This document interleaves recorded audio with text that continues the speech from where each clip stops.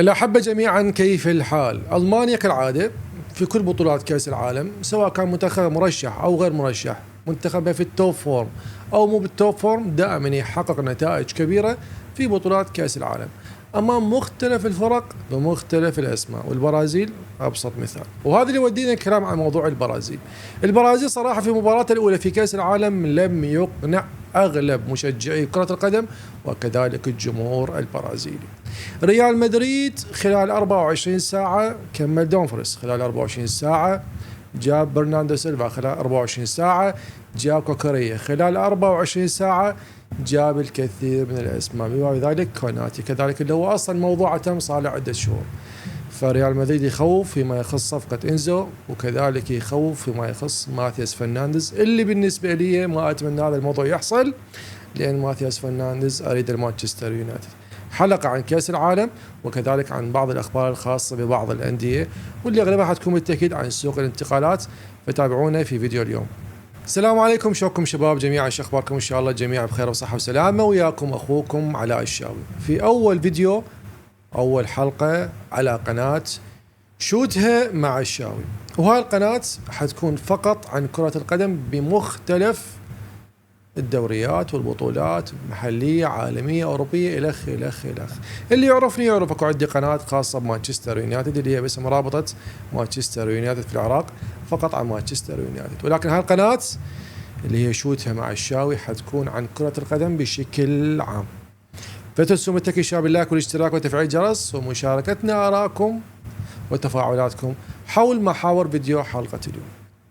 المنتخب الألماني وكالعادة سواء كان منتخبه، يعني احنا نعرف أغلب الأوساط الإعلامية حاليا والرياضيين ما يعتبرون أنه المنتخب الألماني المرشح الأبرز للظفر باللقب، مثل ما حصل بكؤوس عالم سابقة. يعني في بعض الكؤوس العالم السابقة كان الجميع يقول أنه المنتخب الألماني المرشح الأبرز، لأن كان منتخب مدجج بالنجوم ويمتلك مدرب صاحب خبرات.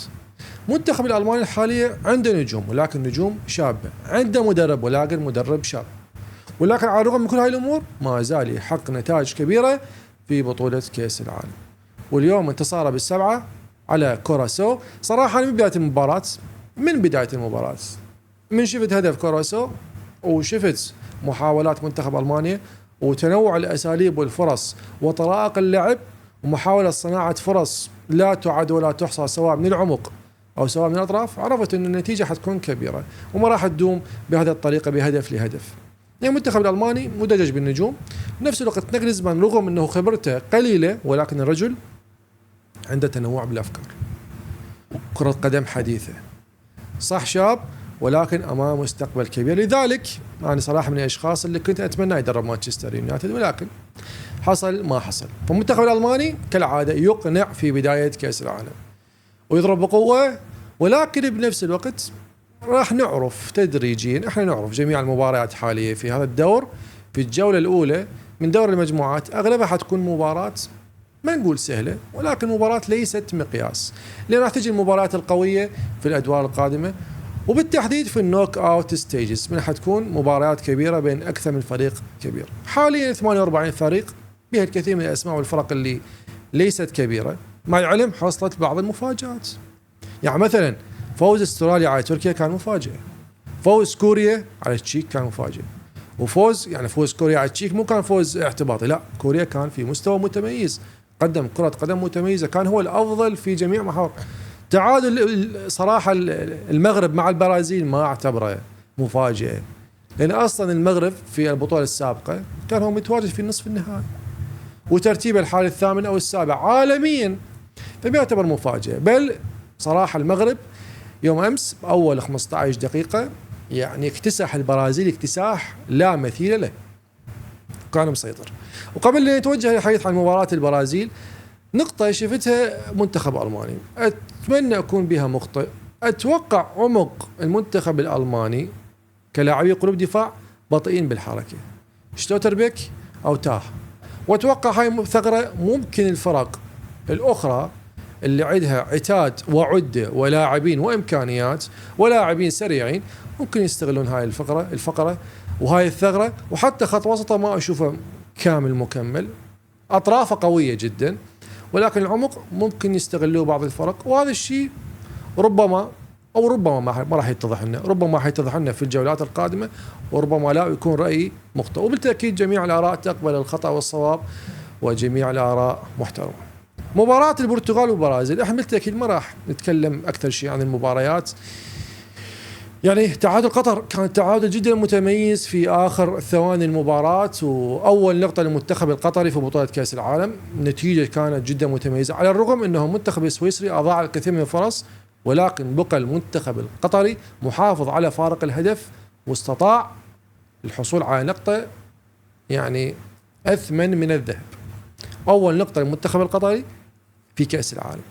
فبالتاكيد ما راح نغطي اغلب المباريات، بس المباريات المهمه مثل مباراه المانيا اغلب مشجعين العرب والعالميين يشجعون المانيا. البرازيل والمغرب منتخب عربي ومنتخب البرازيل.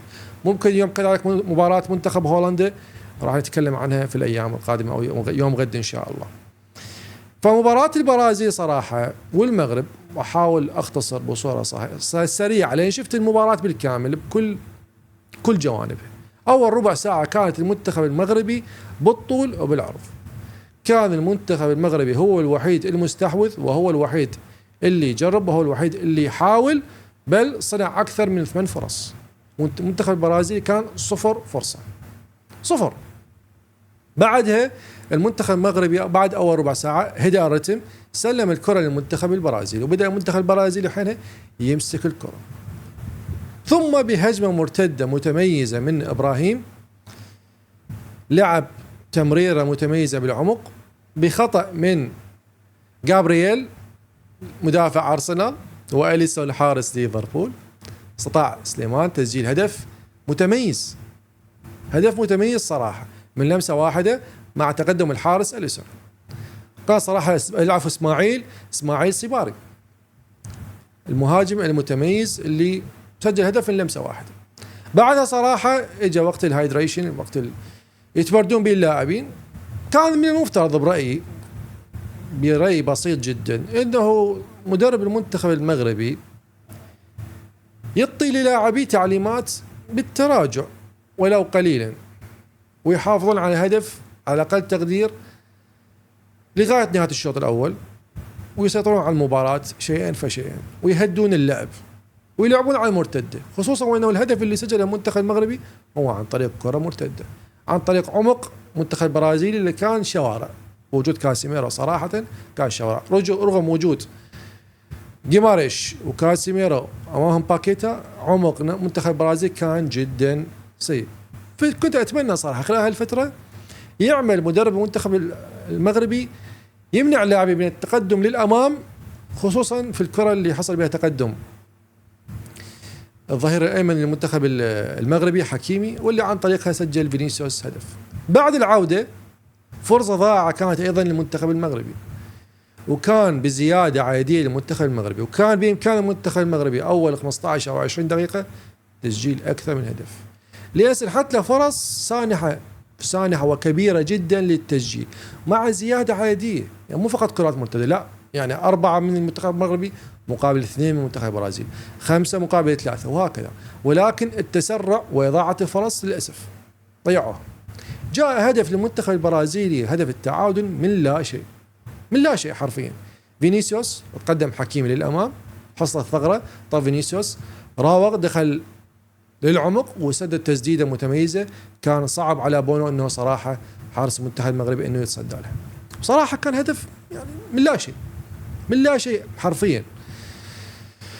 وبنفس الوقت قبل نهايه الشوط الاول اتوقع حكيمي ضاج من الهدف وحس انه هو اخطا بالتقدم، وبنفس الوقت اللاعبين ما غطوا عليه بالخلف، فكان ممكن في نهايه الشوط الاول انه يطرد حكيمي بتدخل عنيف ومتهور على فينيسيوس. ولكن الحمد لله مثل ما قال ابو تريكه خليني ساكت، الحمد لله الحكم اتغاضى عن الموضوع، ولا هي صراحه حاله طرد، يعني حاله طرد كامله، يعني تدخل غريب وقوي جدا.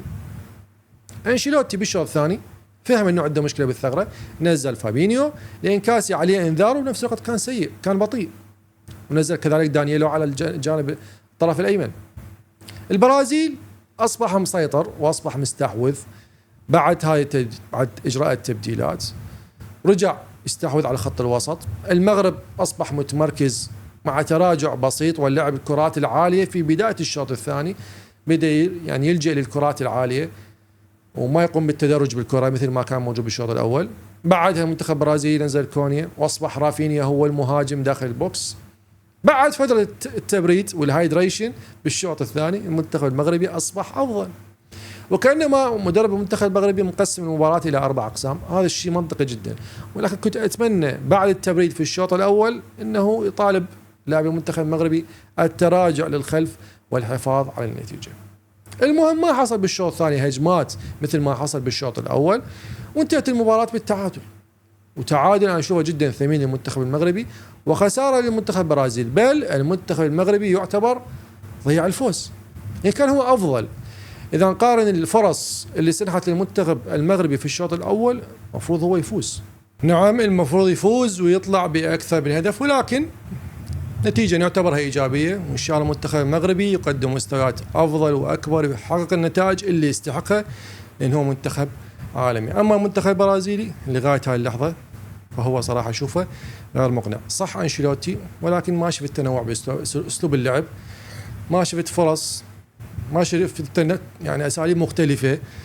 كان يعتمد بشكل كامل على فينيسيوس وعلى رافينيا للدخول للعمق، وعلى هجمات المرتدة وعلى سرعة اللاعبين.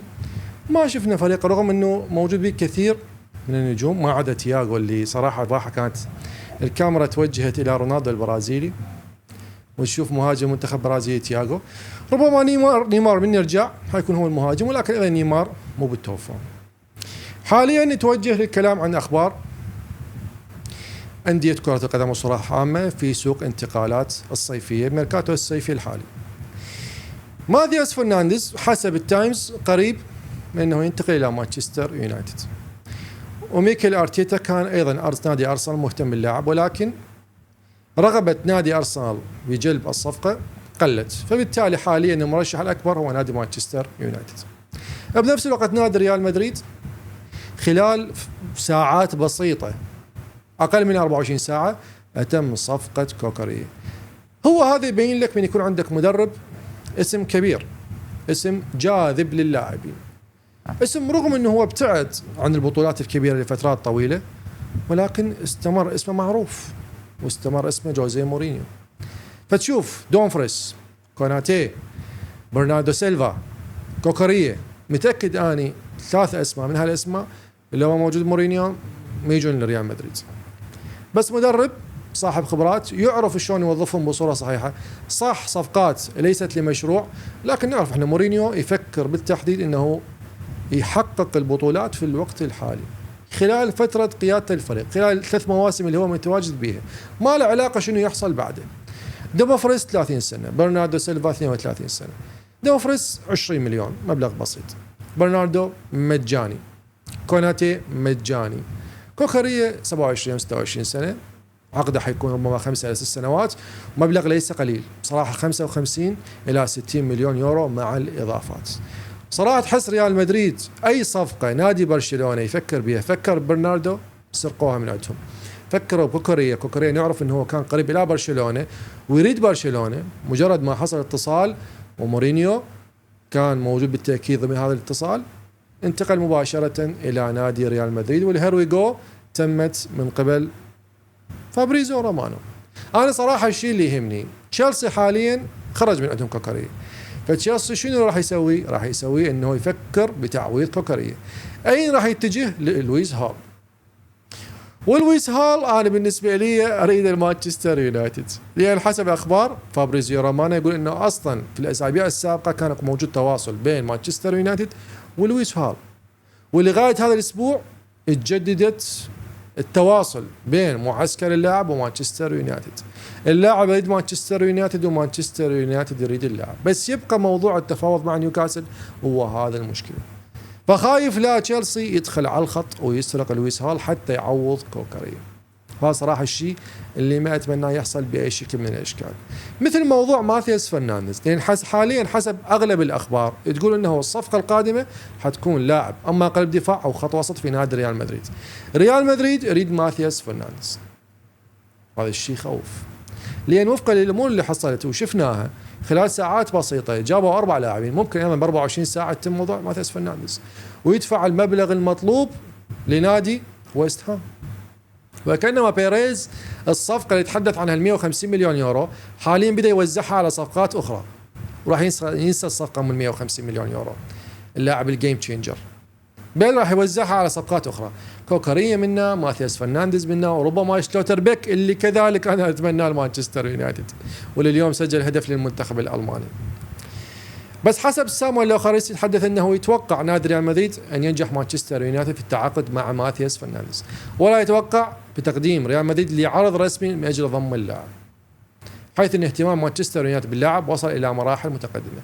بما ان هذا الخبر بالنسبه لي من سامويل لوخاريس فما اتوقع به مصداقيه كبيره، ولكن المصداقيه الكبيره هو اللي عمله انزو فرنانديز من عمل لايك على منشور فابريزيو رومانو الخاص بصفقه انتقال كوكاريا الى ريال مدريد. وتحدث فابريزيو رومانو قال انتظروا في الايام القادمه ماذا سوف يحصل. كذلك حسب ESPN تحدثوا قالوا انه منذ شهرين اصلا انزو فرنانديز وكيل اعماله في مفاوضات مع ريال مدريد، فخلي يروح انزو فرنانديز، المهم اني احصل على ماثياس فرنانديز لمانشستر يونايتد. وتحدث انه فابريزيو رومانو انبهكم انه شيء سيحصل بين ريال مدريد وانزو فرنانديز في الفتره القادمه. فبالتالي حاليا هاي اغلب الاخبار اللي سوى ضجه اليوم سواء بالسوشيال ميديا او مواقع الاخرى وسواء مواقع الالكترونيه، وحبيت اطلع ادردش بها مع حضراتكم. بالتاكيد حتكون عندنا فيديوهات كثيره في الايام القادمه عن اغلب الفرق واغلب الانديه، وكذلك بالتاكيد عن مباريات كاس العالم اللي حنحاول نتحدث بها شيء فشيء وفقا للمباريات ووفقا لحجم المباريات. كان وياكم شباب اخوكم علاء الشاوي في قناه شوتها مع الشاوي. بالتاكيد لا تنسون اللايك والاشتراك وتفعيل الجرس ومشاركتنا اراكم حول محاور فيديو حلقه اليوم، وان شاء الله نشوفكم في فيديوهات قادمه، وساعدونا في نشر هالقناه وانتشار هالقناه والتفاعل في هذه القناه حتى نستمر ان شاء الله على طول. في امان الله حبايب.